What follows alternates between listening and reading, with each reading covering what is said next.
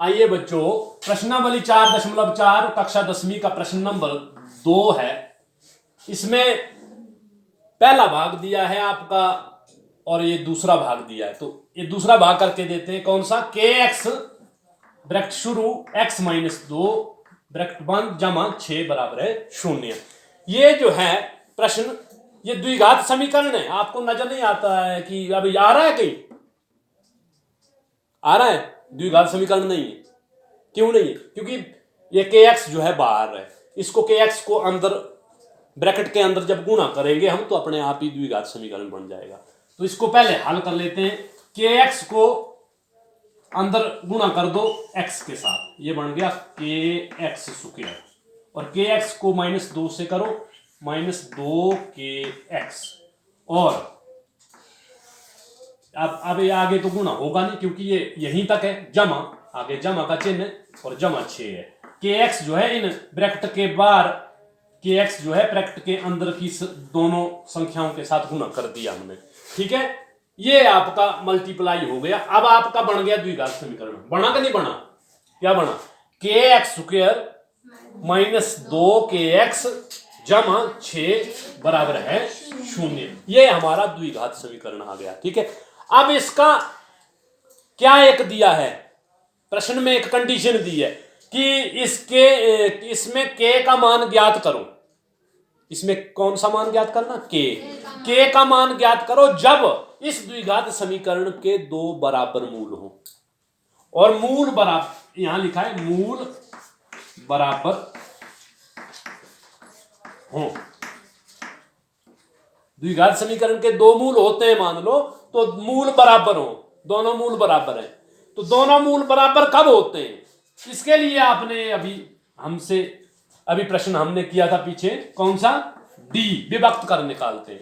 विभक्त कर कितना होता है? 0 के बराबर होता है। डी बराबर 0 हो तो मूल बराबर होते हैं, तो मूल बराबर होते हैं। ये आपको पता है।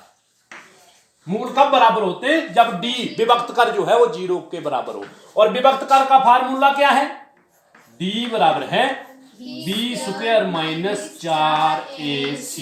ये फार्मूला है। ठीक है, पढ़ा है ना आपने?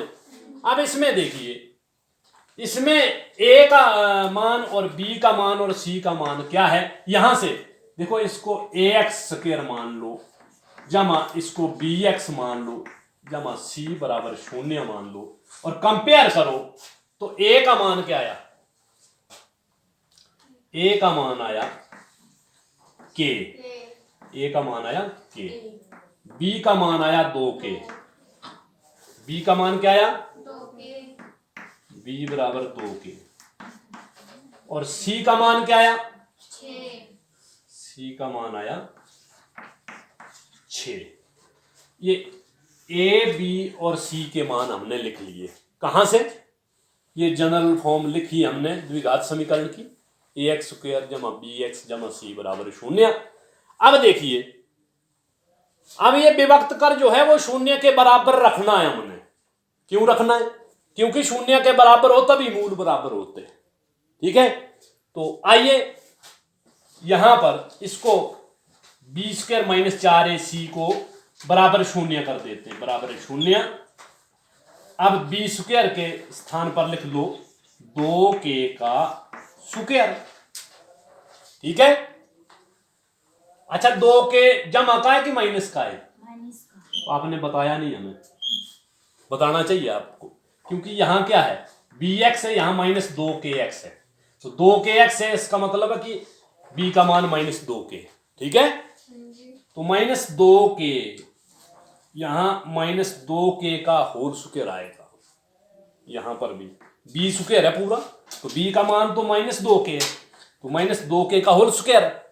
आगे आ गया माइनस का चिन्ह, ये आ गया 4, a के स्थान पर आ गया आपका k और c के स्थान पर आ गया आपका 6।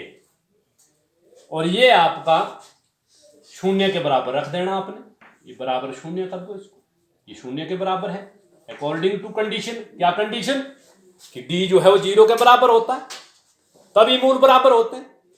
अब देखिए, यहां से k का मान ज्ञात होगा हमारा।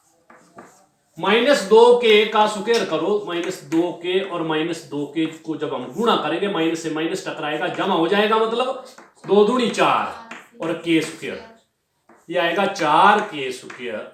फिर आगे क्या है, -4 6 चौके 24 के, और आगे आ गया आपका बराबर है 0, बराबर है 0। अब इन दोनों में कॉमन क्या है, बताओ कॉमन क्या है, 4 और k कॉमन है।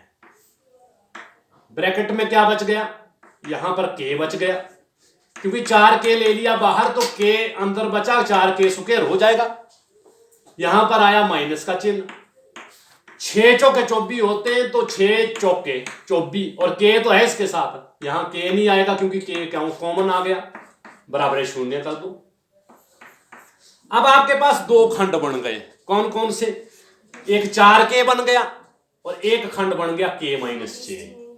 तो या 4k आपका 0 है, तो अभी ये k का मान ये 0 हुआ, मतलब 4k इंटू k-6 तभी 0 हुआ, या बताओ कौन सा, k-6 0 है। जब 4k बराबर 0 है तो k का मान क्या आएगा, इंप्लाइज का चिन्ह, k यहीं रखो तो 0/4 अर्थात 0, k का मान या तो 0 है या k-6 बराबर 0 है, तो k का मान क्या आएगा, 6 को परे ले जाओ, k का मान आया 6, k का मान क्या आया 6, या तो k का मान 6 है या तो k का मान 0 है। तो इस तरह से हमने गुणनखंड करके ज्ञात किया।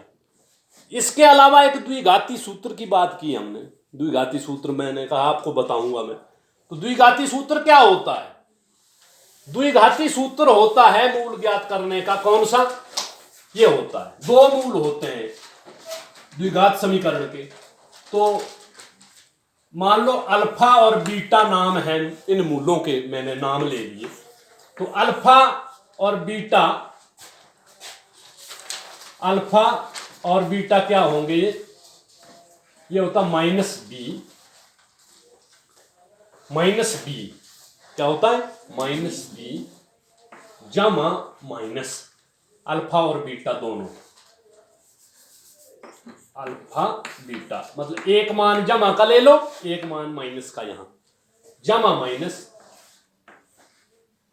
b² - 4ac का वर्गमूल, ठीक है, बटा 2 गुणा a, मतलब 2a। अब द्विघात समीकरण में a का भी पता है, b का भी पता है, c का भी पता है, ये 2 मूल ज्ञात करने का सूत्र है। एक मूल होना -b जमा वर्गमूल का चिन्ह b² - 4ac बटा 2a, एक मूल होना beta -b minus b² - 4ac का वर्गमूल बटा 2a, 2 मूल होते हैं, ठीक है। तो इनको ज्ञात करने का जो सूत्र है ये द्विघाती सूत्र,